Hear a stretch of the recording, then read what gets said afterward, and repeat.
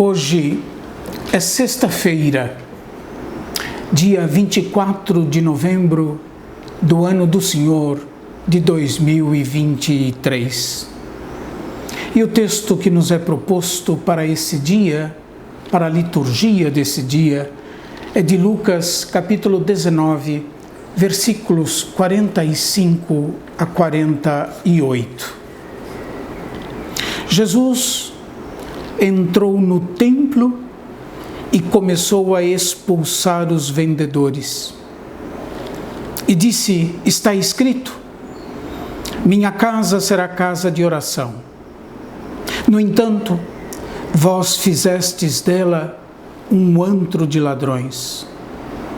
Jesus ensinava todos os dias no templo.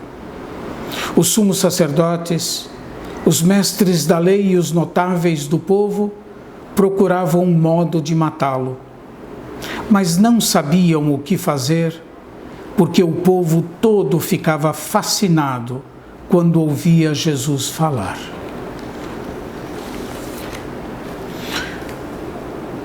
Como nós acabamos de ouvir, o trecho do evangelho desse dia é a expulsão dos vendedores do templo e a informação sobre o ensinamento de Jesus no Templo de Jerusalém.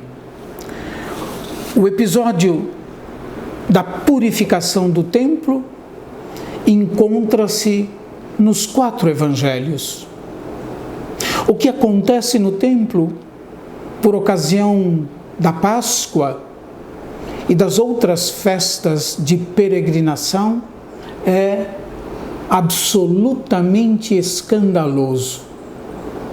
As pessoas ligadas ao templo, aproveitando-se da obrigatoriedade de as pessoas oferecerem sacrifícios e da distância que os peregrinos percorriam a pé para chegarem a Jerusalém, comercializavam todo tipo de animais prescritos pela lei para o sacrifício no templo. Além disso, havia uma moeda própria do templo, que devia ser pura, isto é, sem nenhuma efígie. O câmbio que todas as pessoas tinham que fazer acontecia no próprio templo. O texto de Lucas se limita a dizer que Jesus expulsava os comerciantes do templo sem mencionar, ao contrário de João, Marcos e Mateus, como Jesus o fez, com uma corda, fazendo dela um chicote. O cuidado do templo era responsabilidade do rei. Ora, Jesus entra em Jerusalém como rei e assim ele é aclamado. O seu ensinamento não é feito somente por palavras.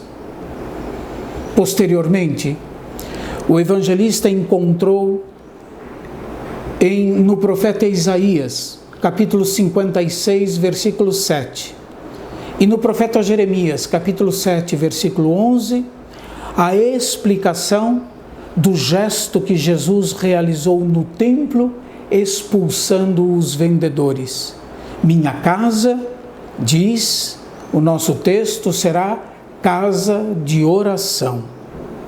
O espaço do templo, lugar da habitação de Deus, era usado em benefício de grupos e os peregrinos das grandes festas de peregrinação explorados por eles. Por isso Jesus disse: vós fizestes dela um covil de ladrões. Tal era a corrupção existente no Templo de Jerusalém. Deus é instrumentalizado em benefício de uma ordem estabelecida que privilegia uns poucos. O cerco de Jesus, ou o cerco sobre Jesus, vai se fechando cada vez mais. Seus adversários querem eliminá-lo, buscam estratégias e uma hora certa para fazê-lo. Os sumos sacerdotes, os mestres da lei e os notáveis do povo deviam ficar ainda mais enraivecidos e dominados pela inveja, pois o povo todo ficava fascinado quando ouvia Jesus falar. Jesus é alguém eloquente. E como eu disse no dia de ontem, uma pessoa coerente.